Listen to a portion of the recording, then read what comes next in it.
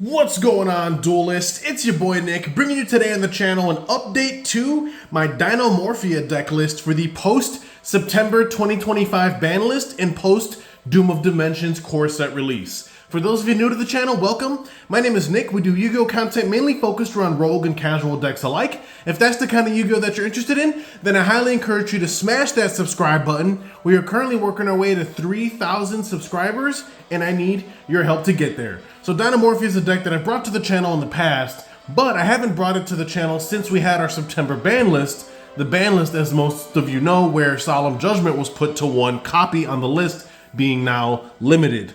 And obviously Solemn Judgment was definitely a mandatory 3 of in any Dynamorphia list. And I had a lot of people hit me up in the Discord, which is linked in the description below. Free to join if you're interested. But I had people hit me up in the Discord asking me, what do we do with Dynamorphia post ban list now that Solemn Judgment is at 1? Is the deck just dead? While losing 2 Solemn Judgments does obviously hurt us indirectly, I don't think it really changes much in the grand scheme. But it's a new format, obviously. There's new decks on the scene, like, Yummy, Draco Tail, K9, obviously. Mitsurugi still running around. You obviously have Crystron K9 variants winning YCSs and whatnot. So it's kind of like the Wild West out here at the moment, especially with all the locks and floodgating going around. You have the Edo lock that branded decks are pulling off. Now you have the Artifact Mjolnir lock that Crystron K9 variants are pulling, or any deck that can run K9, I believe, can Mjolnir lock, if I'm not mistaken. You also have Mitsurugi searching Fossil Dyna Pachycephalo. You have Ryziel hand looping you with Evil Swarm Ouroboros. You have window locks. You still have D-Barrier. You still have cards like Harpy's Featherstorm. It's just a very, I guess the word I would use is toxic format right now.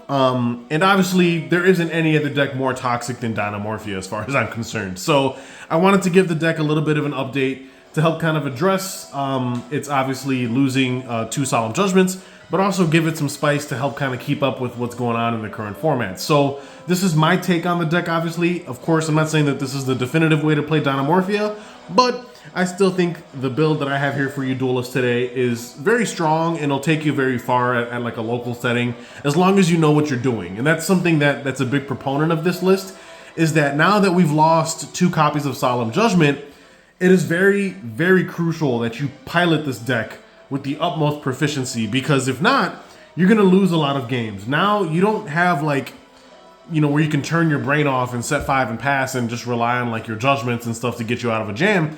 You're going to have to play Yu-Gi-Oh! And you're going to have to know how to do that and fairly well. So that is something to take and keep in mind when piloting this deck. Obviously, you play a large amount of traps, but don't think that for a second that just because you play these crazy trap cards, you're going to instantly auto-win every game, because that is not the case. So just understand that going forward. But this is a 43-card list, but with the intro and whatnot out of the way, we're going to dive headfirst into the monster lineup, of which we play 3 copies of Dynamorphia Theresia, followed by 2 copies of Dynamorphia Diplos. This is literally it for the monster lineup, just 5 monsters in the deck. I would not recommend playing any more than this. I think playing a high propensity of monsters in this deck is just terrible, honestly.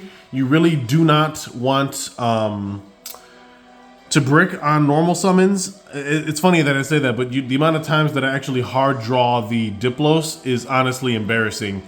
But as far as the deck is concerned, all you need is 3 Theresia, 2 Diplos.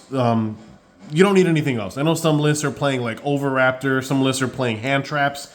I don't think that's the proper way to play the deck, in my honest opinion. You really just want to see your trap cards, because those are what's going to get you to Rexstrom, and Rexstrom is going to be what's holding it down majority of the time. So just 3 Theresia, 2 Diplos. You duelists should really know how they work now. Theresia just sets a Dynamorphia trap from deck, and then Diplos on summon will foolish a Dynamorphia card. And then if your life points are 2,000 or less, both of them have beneficial effects where Theresia gains 500 attack, and then Diplos will gain burn your opponent for 500 damage. And then both of them, when destroyed by battle or card effect, at the cost of banishing a trap card from grave, can float into a level 4 or lower Dynamorphia, except themselves. So Theresia can float into Diplos when she dies, and Diplos can float into Theresia when he dies, and vice versa. So you have a little bit of a nice loop there. Moving on. That rounds out the monsters. Now we're moving into the spells, of which we only play 4, believe it or not. We're on 3 copies of Time-Tearing Morganite and 1 copy of Carded Demise. Now, as crazy as this sounds, these are the only spells you need to run. There's a lot of discussion on this deck on whether or not Morganite is worth it. I am a huge advocate for Time-Tearing Morganite. I think you shouldn't be playing this deck without this card. Yes, I'm well aware it is a strict neg-1 upon initial activation, but the whole point of Dynamorphia is you're trying to grind, right? Like, you're setting up a Rex, and you're going to have a back and forth with your opponent because this deck doesn't OTK. So, obviously, every single turn that passes where you're under the Morganite effect, you're Pot of Greeting every turn. You will out-resource your opponent, especially when they can't play the game because you're flooding them out with something like Rex. I don't understand why so many duelists try to downplay this card or just assume that it's bad in Dynamorphia. This is one of the few decks that can wholeheartedly capitalize on Morganite, especially in instances where you draw like Theresia plus Diplos. That does happen even though you're only on 5 monsters. I have had hands where you draw duplicate normal summons, and you do not want to be in a situation where you can't make a play. So at least Morganite gives you that double summon ability on top of getting you 2 draws per turn, and this card cannot be ashed or Dominus Purged. Because all it's doing is just changing the game mechanic, which is the draw, allowing you to draw an additional card every single turn instead of just 1. So I think that this card is absolutely mandatory. And again, if you don't believe me, try it out for yourself. I mean, I know a lot of duelists want to talk in the comments and in the Discord. Try the card out. I don't want to hear any smack talk until you've tried this card yourself. I'm telling you, for this deck, it is perfect. And obviously you build around it because, again, you cannot use monster effects in the hand, but not a big deal, right? Like, that's why I don't play hand traps in the form of monsters and whatnot. So I think Morganite's mandatory. Same thing with Carded Demise.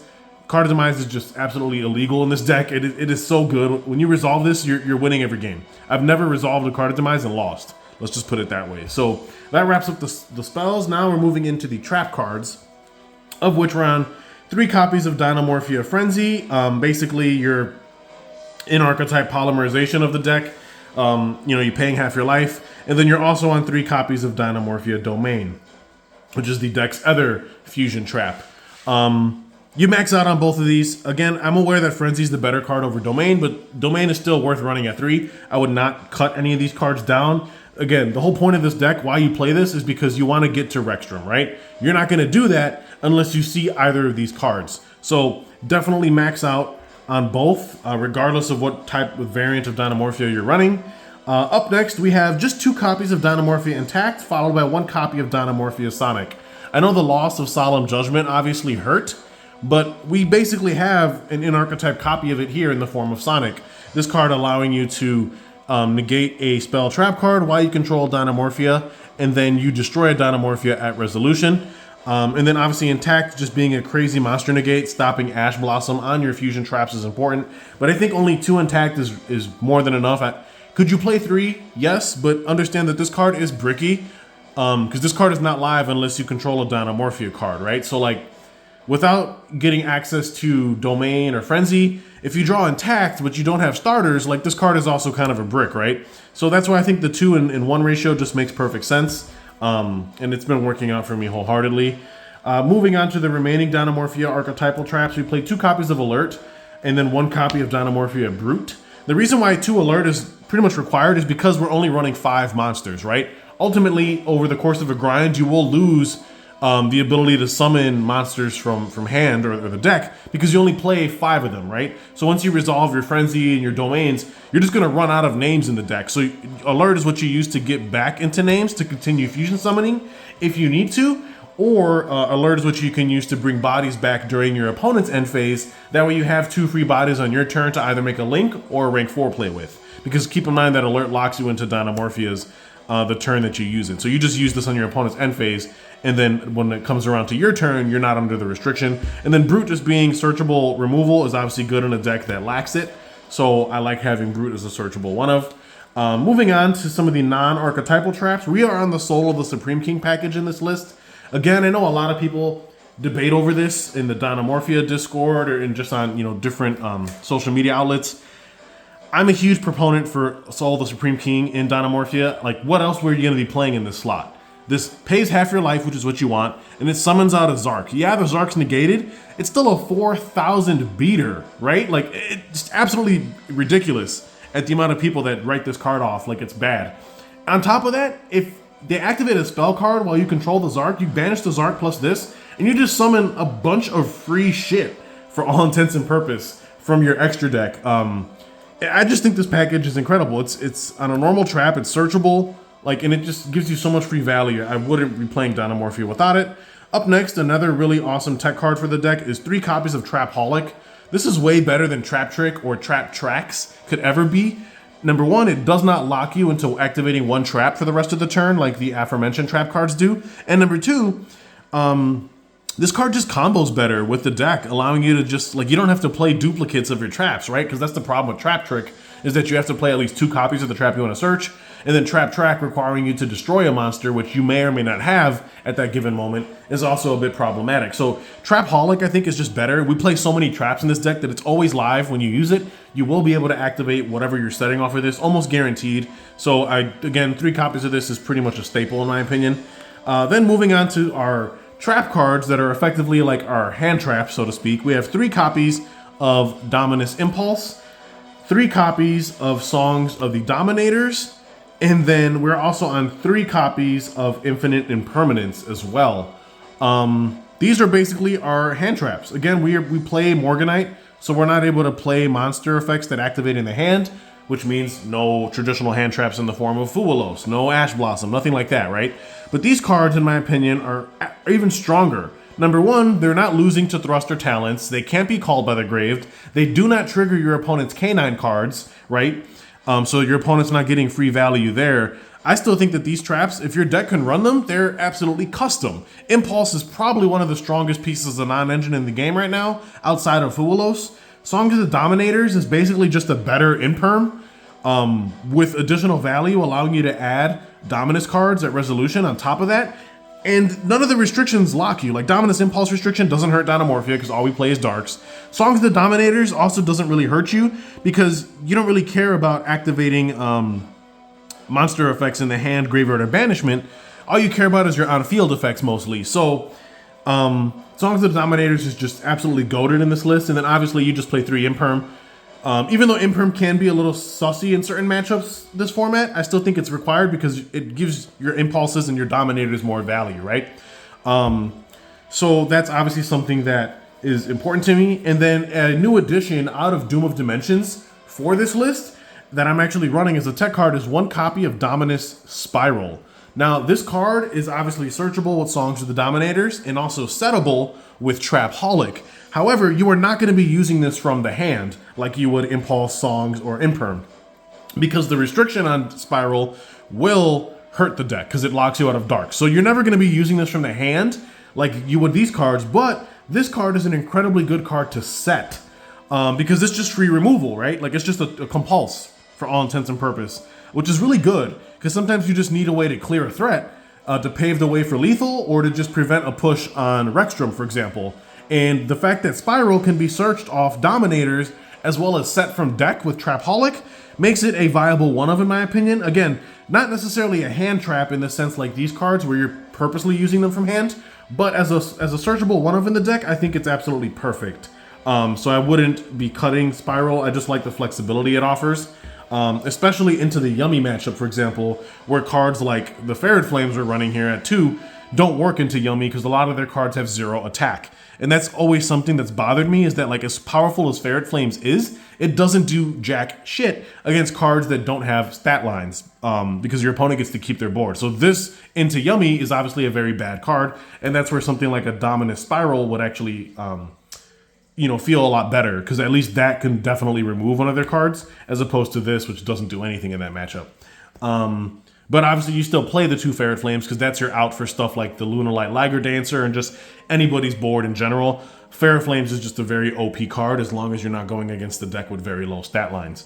Then anyway, we round that out with 3 copies of Iron Thunder, which we were playing anyway. So this is another reason why I feel like the losing 2 Judgments doesn't really hurt us. You still have Solemn Judgment 2.0, which is Iron Thunder. And this card you could argue is even better than Judgment in some cases because it can nuke the entire column. So I've been finding that Iron Thunders are obviously really, really impactful, especially if you know when and how to use them. And yeah, and then obviously to round out the last card on the list is the one judgment that we are able to play, obviously. Again, this is a 43 card list, but you just play such a high number of traps, and you still play the one judgment, of course. As long as it's legal, we're going to run it because it's basically built for this deck. So that rounds out the main deck. Now we're going to be diving into the extra deck, of which we do play the 2 Rextrum still. We're on 2 copies of Kendrigina, followed by 2 copies of Stealth Bergia. I think the 2-2-2 ratio is perfect for the list, in my honest opinion. I haven't felt the need to want to run any more than this, and it's just been working out. Obviously, we want to make space for other stuff in our extra deck, and it's not like there's archetypes right now that are ripping your extra deck apart like Kashtira was several formats ago. So I think having just 2-2-2 is fine. I don't think you need to be worried about losing additional copies of stuff. Obviously, we're on the Soul the Supreme King package, so we do play 1 Zark followed by 1 Odd Eyes Archray Dragon. Obviously, you can use Archray to tribute your Zark, and then this becomes Odd Eyes on field. And what this does is that it keeps your opponent under the, this becomes the Zark on field, my apologies.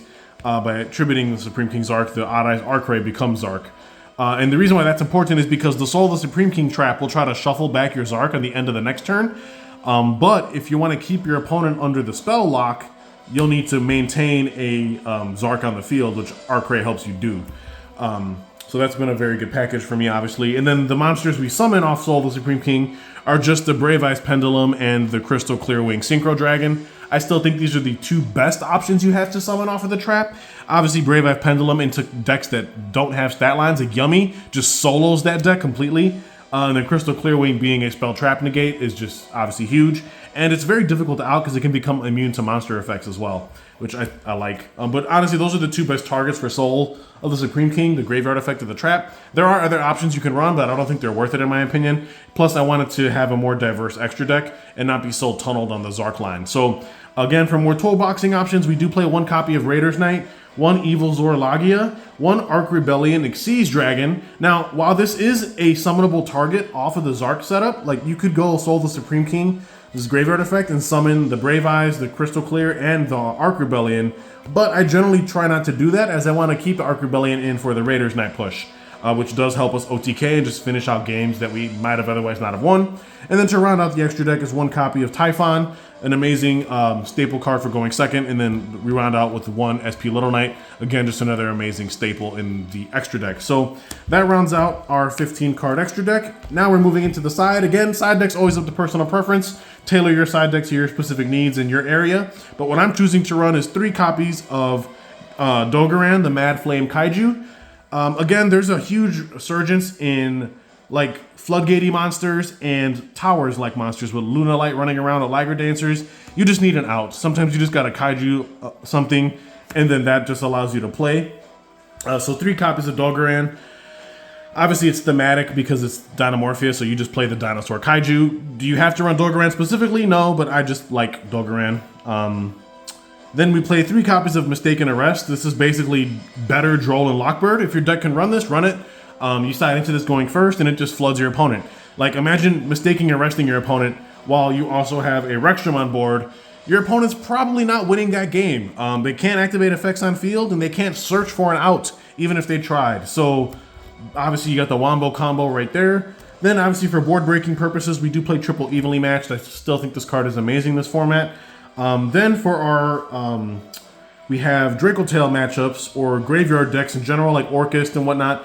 We have triple copies of Gravedigger's Trap Hole. I think this card is worth its weight in gold. A Trapaholic target all day long, not once per turn, and even burns your opponent. Also stops hand traps as well. I think this card is a mandatory 3 of in the side. Then we're also on 2 copies of Typhoon. Again, there are just certain decks that set up spells and traps you want to clear. Decks like Yummy and whatnot. You know, you just want to be able to preemptively out. This is just a trap you can activate from hand, which bolsters your trap count for stuff like Dominus Impulse, Songs, and the new Dominus Spiral trap as well, which I think is pretty cool. And then to round out the last card on the side is just the good old 1-of Anti-Spell. Why this card is still limited and not outright banned, I couldn't tell you, but until they ban it, we are going to continue running the 1-of because this card is custom. So that is my take on Dynamorphia for the post Doom of Dimensions format and the post-September 2025 ban list. Let me know down in the comments below what you duelists think of the list. And like I said, like, comment, subscribe. Stay tuned for more exciting content coming your way. And feel free to join the Discord, linked in the description down below, if you want to join my community and get together with some like-minded duelists who want to share this passion with other players and just help each other get more experienced and get better at the game overall. So with that being said, this is Nick, hitting that end phase. Peace.